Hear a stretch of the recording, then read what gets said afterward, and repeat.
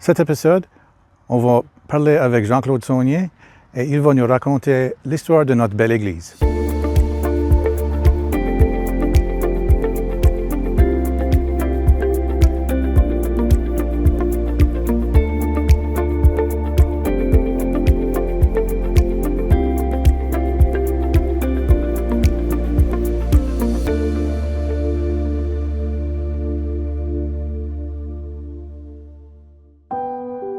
Si on commence à regarder dans les vieux écrits, on voit qu'il y a deux histoires en même temps. On sait que, par exemple, comme à l'école, on a tout été appris qu'il y avait une messe à la butte de la croix. So, dans 1769, ça a été juste quelques années après le retour de l'exil, l'abbé Bailly de Messiaen, je crois, est venu dire des messes. Et il a dit la première messe à la butte de la croix pour les habitants de 17. Et ensuite, il a été dire une messe sur la butte des Comaux, par exemple, à la Roche à Saint-Pierre. Et il y a des messes qui ont été dites un peu partout, à des différents endroits. De plus, on sait tout que par d'autres écrits, que les prêtres qui viennent nous visiter, ils trouvent c'est pas politiquement correct, mais la façon que c'était écrit à ce temps-là, c'est le mot vivre comme des sauvages. Et essentiellement, il y avait ça a été un mélange de catholicisme, un mélange de croyances mi'kmaq, tout mêlé ensemble avec de la superstition qui venait de Diable ou de France et partout, tout mis ensemble. Ça fait, je crois que vite les prêtres ont vu, OK, il faut que je fasse quoi avec ce mot d'ici. On sait qu'au Rousseau, il y avait une chapelle qui avait été érigée vers les 1800, si je me trompe, non, avant ça. Et puis, ils ont décidé de faire une église. Et ils ont décidé, à cause qu'il y avait une petite chapelle là, je crois que c'était Pierre Sigon, si je ne me trompe pas, car ils ont décidé de faire une église au Rousseau. Et le mot de Wedgeport et la butte de Miro à ce temps-là, et Wedgeport, of course, c'était pas appelé Wedgeport, mais anyway. Ça avait une pétition qui a été écrite à l'évêque s'il pouvait bâtir l'église sur la butte de Miro, à cause que je disais que la butte de Miro était le centre de la paroisse à ce temps-là. Et ça a été moins loin pour le mot de Wedgeport et ailleurs à ce moment de la messe.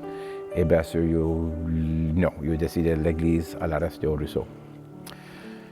Qui voulait dire que pour se rendre à la messe, à ce temps-là, tu n'étais pas là de manger avant la communion. So, number one, le mot de la messe fun.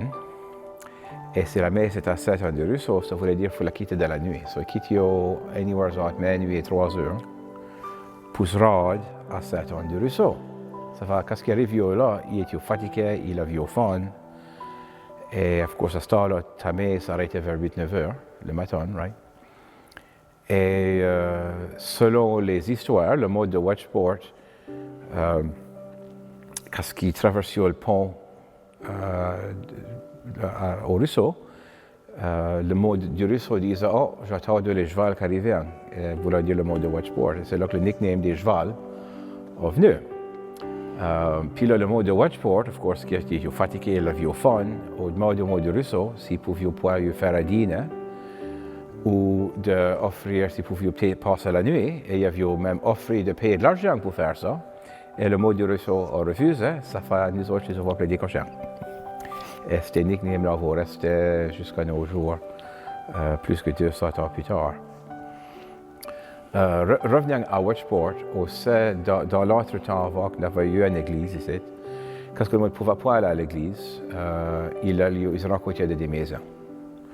So, ils ne s'avaient jamais rencontrés au but de la croix, pour ainsi dire, autre que quand le Père Bailly avait venu faire des messes. Et tous les temps en temps, il y a des messes spéciales qui étaient dites, et quand ils mettent une 9 croix, mais autre que ça, le mot de la poêle, ils rencontraient des maisons. On me dit qu'il y avait soit 2 maisons où le mot se rencontra, mais je n'ai pas pu trouver où c'était. On sait qu'une de eux serait sur Amab Boudreau. Et Amab, lui, son nickname, c'était l'évêque. Et j'avais des lettres de correspondance entre Amab Boudreau et Pierre Sigon ou Amab et d'autres personnes Puis c'est lui qui était more or less comment ça s'appellera ça, comme un notary manière aujourd'hui, là, c'est lui, il pouvait écrire et il écrivait bon.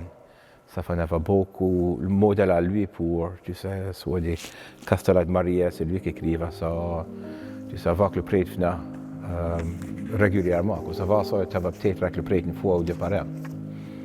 Au Rousseau, c'est pas tout le temps que les prêtres viennent à Wedgeport.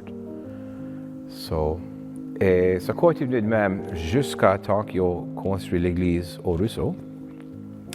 Et of course, comme j'ai dit, le mot de Wedgeport et de la butte avait été, après que la pétition a sorti qu'il voulait l'église à Chet-Pardo, il a dit well, non, mais on vous donne la permission de faire une chapelle. Well, Wedgeport n'a jamais fait sa chapelle. Pas ni qu'on a fait une, si je comprends bien, mais pour une raison ou une autre, à Wedgeport, il n'y a pas fait de chapelle.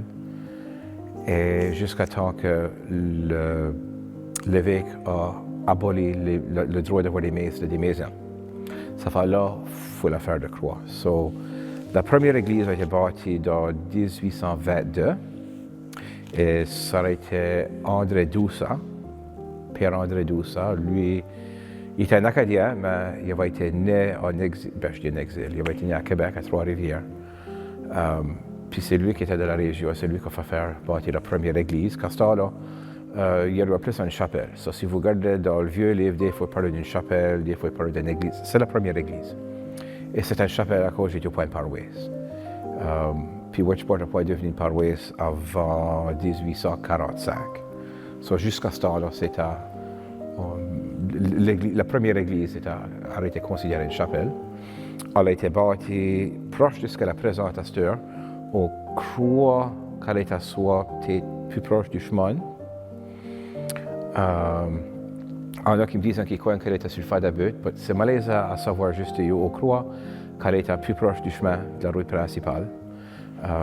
Ça, c'était la terre même appartenant à Michel Surette. Ça fait, on voit dans les livres que ça dit que l'église a été bâtie sur la butte à Michel Surette.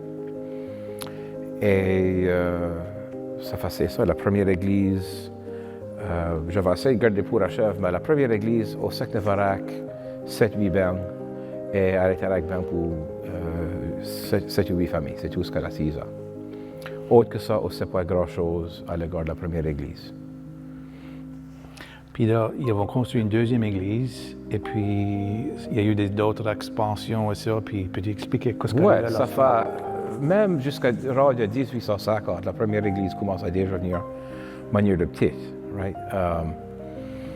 Ça fait, mais ça après jusqu'à 1867, ça aurait été le père Jean-Marie Gay, qui était à Wedgeport. Lui, il a été ici 2 fois, mais c'est lui qui a fait construire le deuxième presbytère. Et le deuxième presbytère avait été... Well, ça c'est un autre paire de manches. Selon des écrits, je vois qu'il y a eu 2, ben, moi je crois qu'il y en a eu 3. Ben, ça c'est une autre affaire. Mais, en tout cas, Jean-Marie Guay, c'est lui qui a designé le présent presbytère. Et c'est lui qui a designé cette église ici et l'église à Saulnier. Puis, originalement, les 2 églises étaient faites du même style. Si on regarde les vieux portraits de cette église ici, et si on va à Saulnier, il va voir beaucoup de semblances. Ça fait lui a designé l'église de manière un architecte, puis elle a été construite en 1867 par Ben Crosby de Yarmouth. Pourquoi qu'il va engager un gars de Yarmouth, je ne sais pas, mais c'est ça la yarn. Puis alors, il faut que je regarde sur mes notes ici. Mais la deuxième église a mesuré 91 pieds par 50 et elle pouvait assurer 600 personnes. Et ça continue de même. On sait que le père Parker, ou le mot l'appelait le beau père Parker, lui avait fait beaucoup de travail dans l'église pour manière à embellir l'église. C'est lui qui avait fait faire arrimer le cimetière. Là, il avait mis une bouchure, il avait fait des chemins et tout ça.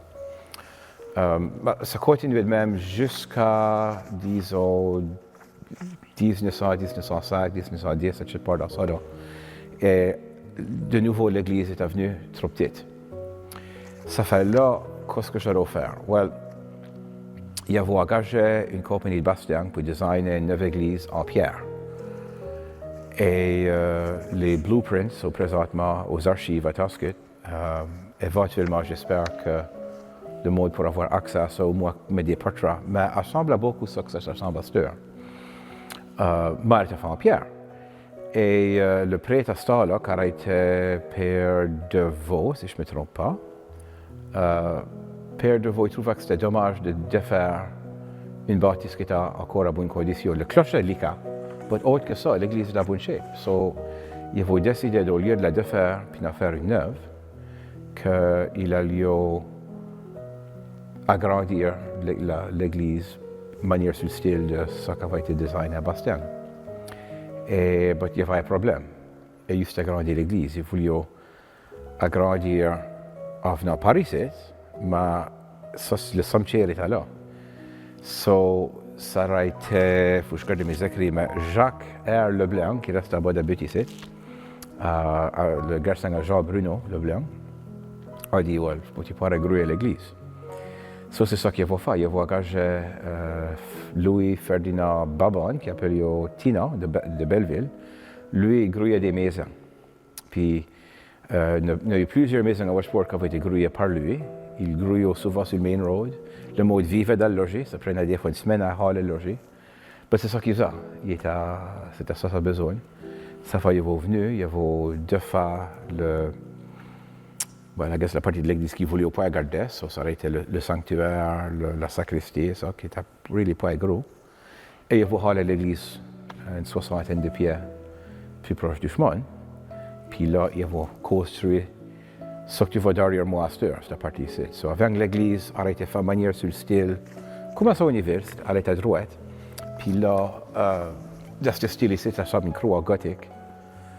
Et over du temps, of course, il a fait des changes. Il n'a pas arrivé là-dedans tout dans un coup, là, ça a pris des années, mais l'agrandissement même a pris place en 1913.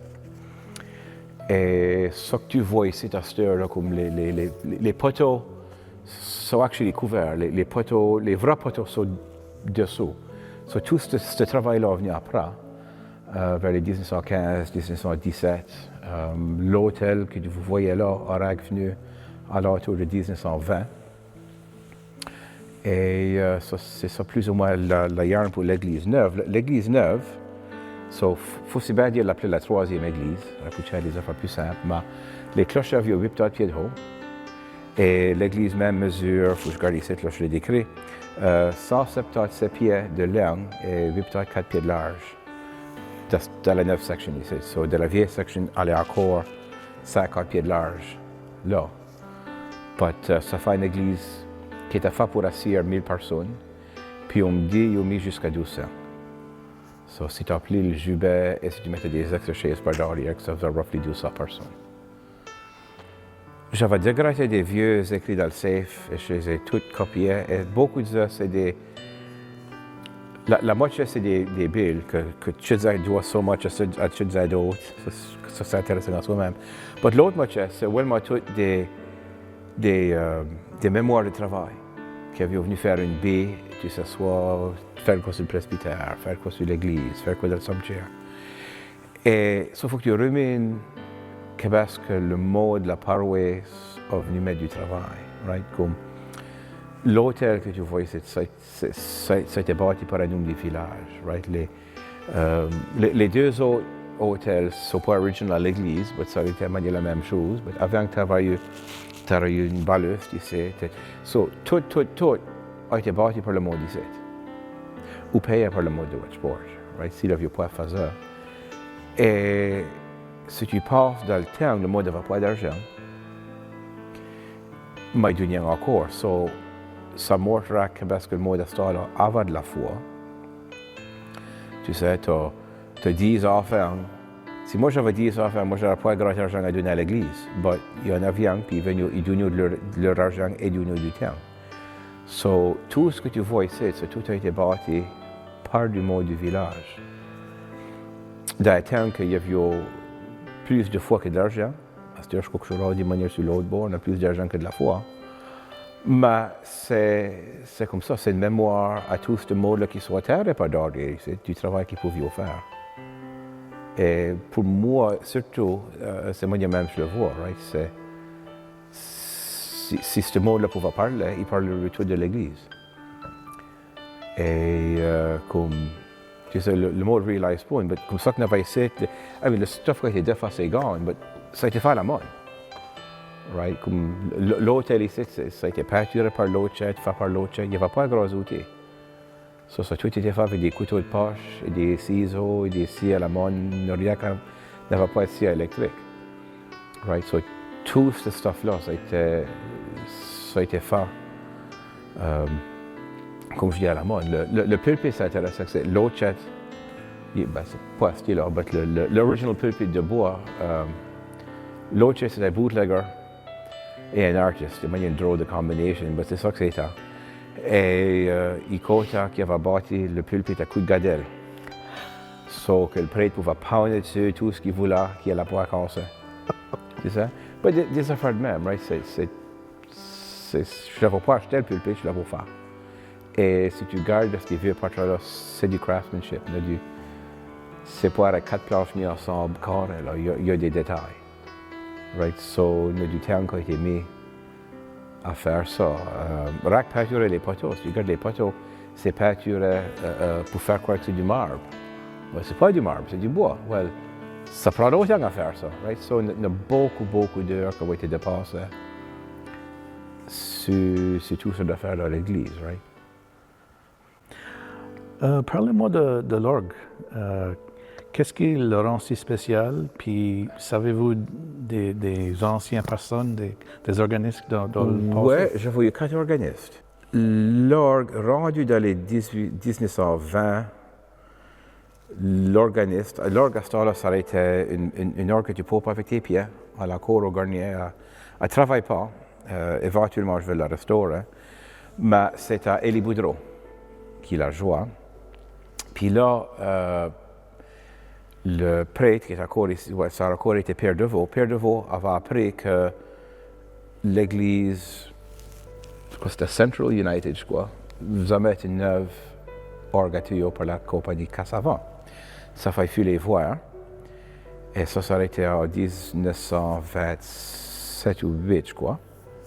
Puis là, ils ont parlé de faire mettre un orgue ici. Ça fait en 1929, je crois qu'ils ont fini là. Et là, on a acheté un orgue en 29 de St. James United, de Chatham, New Brunswick. J'ai voulu une plus grosse orgue, ça fait que j'ai acheté la leur. Ça fait que ça a été shippé ici en morceaux et elle a été installée pour 1930. Et elle a joué le premier coup New Year's Eve. Ça fait que ça court Élie Boudreau qui a été l'organiste. Lui a resté organiste. Ça me semble que c'est les tard 70. Somewhere dans ça. Je sais qu'il était encore en vie dans 8-3, mais il avait arrêté de jouer l'orgue. Il ne peut plus monter, ça prenait tout pour monter au garnier. Mais après ça, c'est Claire Leblanc, Claire Richard, qui commence à jouer l'orgue. C'est comme ça, son père avait chanté dans la chorale, et elle avait commencé à chanter dans la chorale, elle jouait du piano. Ça fait, il a demandé à elle, et elle avait déjà couvré pour Ellie 4 fois. Ça fait qu'elle a commencé à jouer l'orgue. Et là, après que son premier homme a mouru, elle a marié un deuxième coup. Elle a marié Gérard Poichet. Et lui est venu ensuite l'organiste de paroisse jusqu'à temps que lui est mort. Et moi, c'est comme ça. Moi j'ai commencé, il faut que je backtrack un petit peu. Moi, j'ai commencé à jouer l'orgue. Il y avait un petit orgue en avant ici. Elle est gone des années. Mais il y avait moi et Bertrand Murphy qui avaient commencé à jouer l'orgue dans le temps sur Janine. Et une journée, ça c'est quand on avait une messe. La chorale chantait pour la messe le samedi soir et on avait une messe le dimanche en anglais. Ça fait Sœur Janine jouer pour la messe en anglais et then, moi et Bertrand, je vais commencer à jouer pour la messe en anglais. Et je ne pourrais pas dire quand, mais je sais que c'est dans le temps Père Léo Maya. Actually, j'avais 12. Je pourrais le figurer out. Ça dirait à tout le monde que je suis vieux. Mais je quand j'avais 12, la sœur était partie en vacances et Pierre Maya m'a dit si je voulais pouvoir jouer sur la grosse orgue. Ouais! So anyway, je crois que je sais pas quelle heure j'ai pratiqué 1 heure ce jour-là et le lendemain, la messe était à 10, j'arrive à 8. Et pour jouer sur la grosse orgue, je ne peux pas imaginer que c'était right beau, mais anyway, j'ai survécu. Et ça fait moi et Bertrand, je vais jouer pour quelques années. Et là, je vais au collège. Et moi, j'ai venu back du collège dans 2006.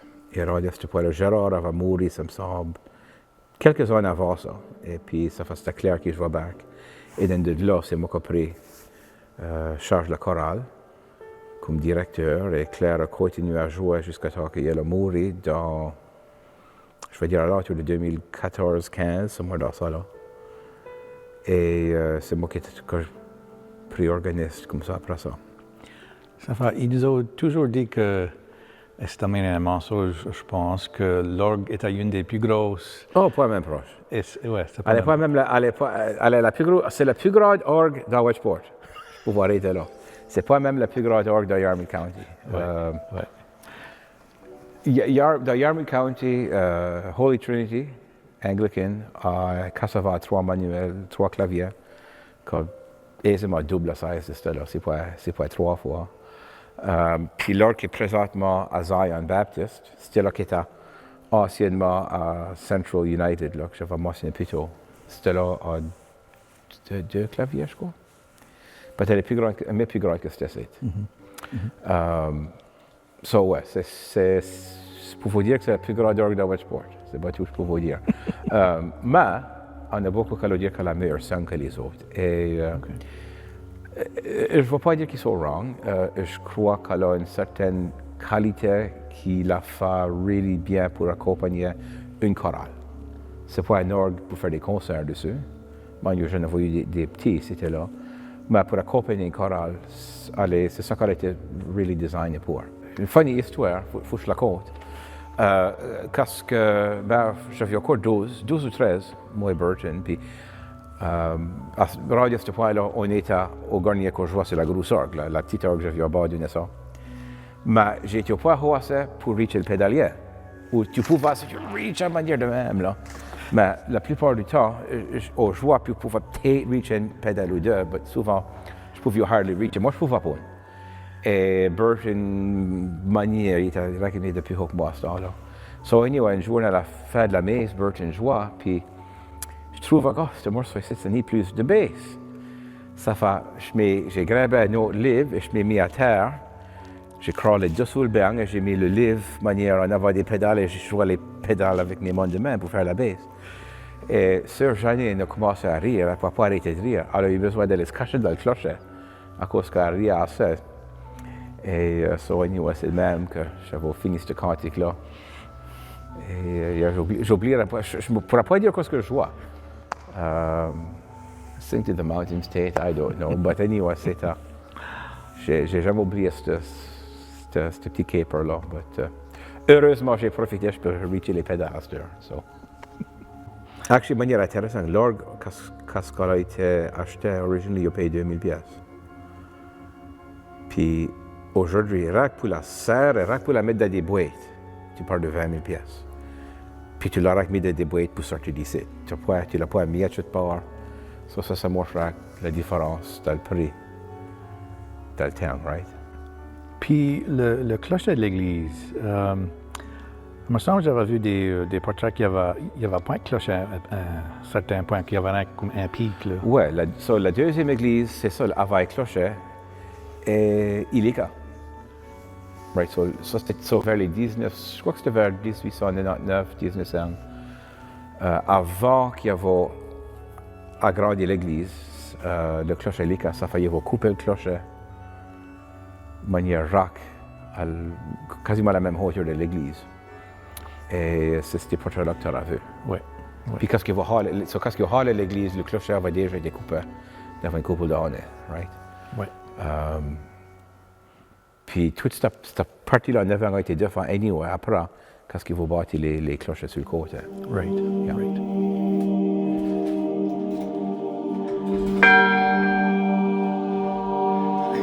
Ça fait un très beau morceau quand même. N'est-ce pas?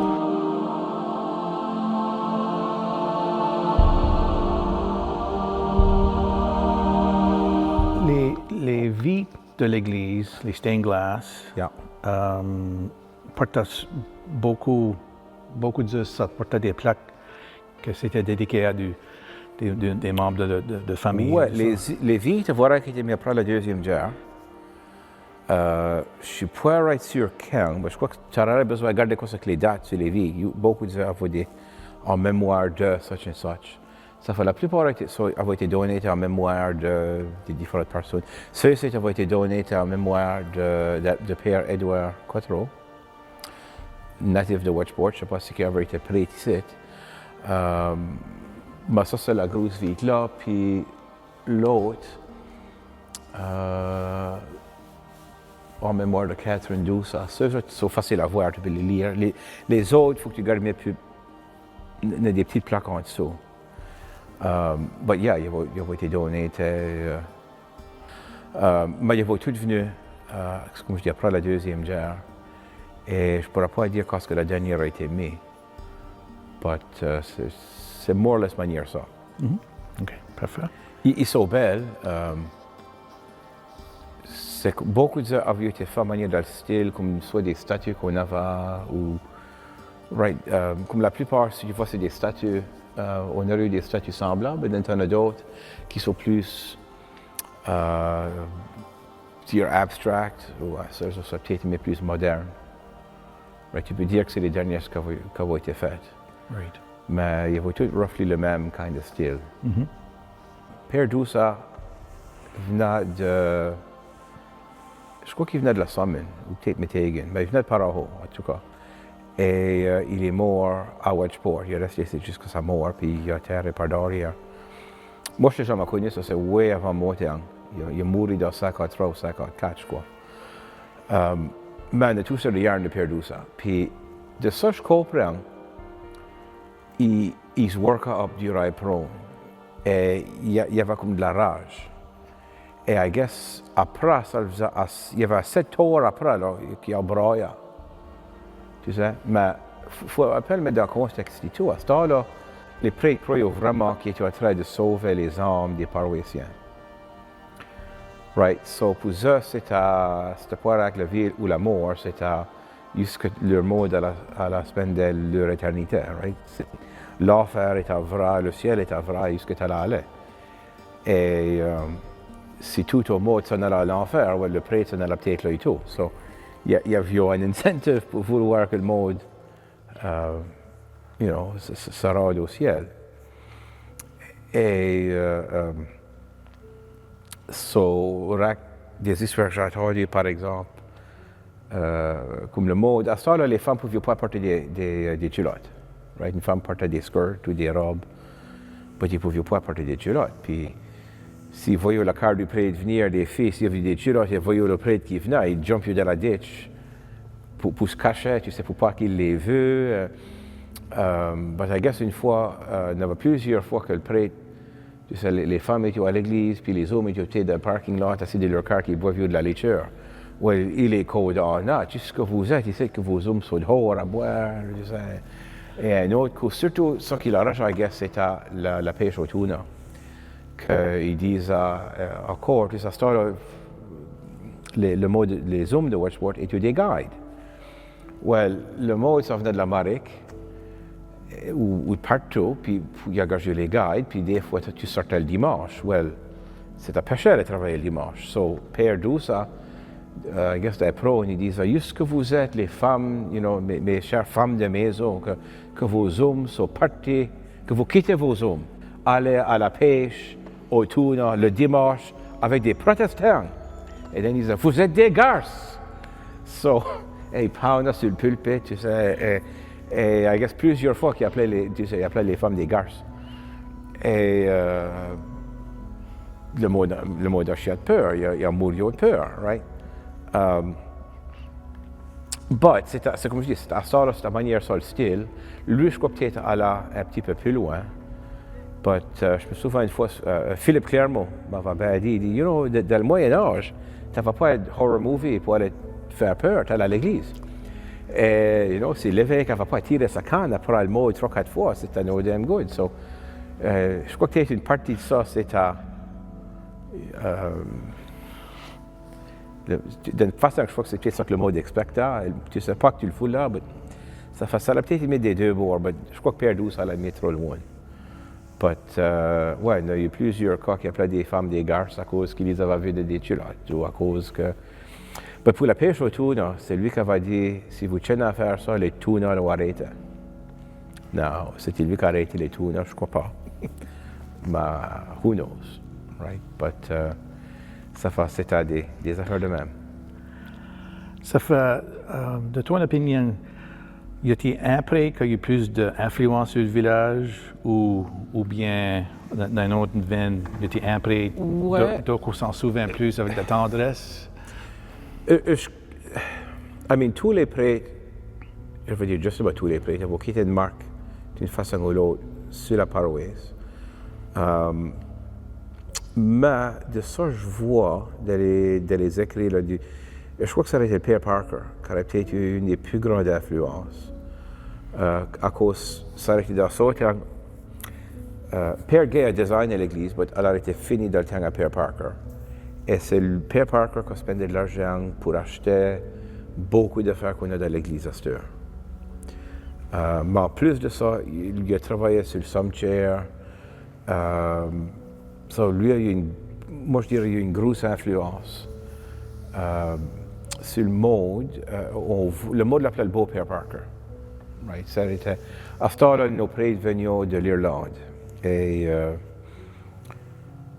des fois, c'est pas tout le monde qui parle la bonne de ces prêtres-là, mais il y a personne que j'ai vu qui parlait mal de Père Parker, qui renait leur jambon.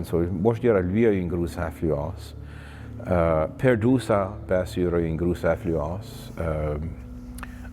À Chad, le mode, at least le dimanche, il était catholique, right? Il faut qu'il y ait à la pêche et qu'il gagne by de la gate, la tête, ça change à part là. Mais à l'église, les prêtres, tu sais, Père Douce a certainement eu une grosse influence. Et probablement, il faudra dire Père Deveau et tout. C'est Père Deveau qui a fait venir les sœurs de charité. Et c'est lui qui a acheté le couvent. Et puis, bien sûr, il y a eu plusieurs femmes de Wedgeport qui se sont jointes aux sœurs de charité. Et moi, j'ai une grand-tante qui a joint les sœurs de charité, right?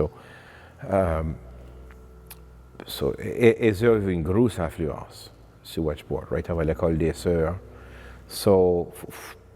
Si tu regardes de ce point de vue-là, c'est peut-être Père Deveau qui a eu une des plus grandes influences.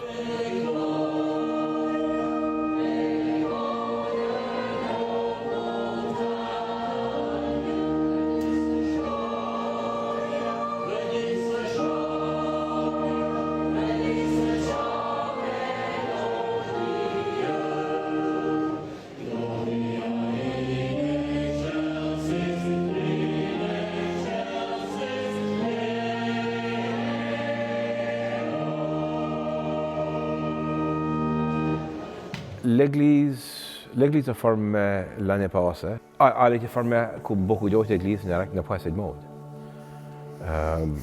Ça prend des thés dans l'église et ça prend du jeune monde. Puis, je crois que l'average âge du monde qui vient à l'église est probablement dans les 60 ou peut-être même 70 à cette heure. Plus, dans les derniers 5-6 ans, je crois que je voyais qu'il y a eu une couple de baptêmes et il voilà qu'il y a eu un mariage ou deux. Ça fait que tu mets tout ça ensemble, plus avec le fait que ça coûte une fortune pour chauffer cette boîte ici. Et je crois que ça, c'est une des raisons pourquoi. Mais dans la région, on avait tous les villages avaient leurs églises, puis on a décidé qu'il faut que je forme, car depuis on a formé 4 ou 5. Ça fait juste du forme. Et je crois qu'à cause j'étais la plus grande et la plus chère à chauffer, c'était probablement un des choix les plus faciles pour ça à faire, right? C'est un choix qui a été fait à Halifax par un comité. Mais je crois, moi j'ai l'impression de manière que vous regardez ça. Plus le fait que je vois pas beaucoup de baptêmes et ça, c'est ça qui nous a fini essentiellement. Puis le futur de la bâtisse, c'est plus une église. Du coup, Ça, c'est une super bonne question. Il y a un comité qui essaie de préserver la bâtisse, mais le trouble, c'est comment tu gardes la bâtisse. Right? Si je regarde la bâtisse, il faut que ça fasse de l'argent. Je ne suis pas sûr ce qu'ils sont rendus là-dessus, mais je sais qu'il y a un comité qui travaille fort pour essayer de sauver la bâtisse puis en faire de quoi. Right? Et c'est vrai, si tu regardes comme... moi, j'ai trouvé beaucoup de vieux écrits des mémoires de travail, right? Que le monde est venu travailler. Puis depuis 1800, du monde qui est venu travailler faire plusieurs affaires dans les différentes églises. Des fois, la moitié du village était ici, right? So, c'est une grosse partie du village, de l'histoire, right? Qu'est-ce que tu peux faire, right? C'est pas une église a besoin d'être un endroit de manière en vie. Tu sais pas avec un endroit pas avec un musée. So, le point de vue du diocèse, c'est je voulais pas des musées, je voulais des églises. So, il nous a formés. So, qu'est-ce que le futur de la bâtisse? Je ne le sais pas.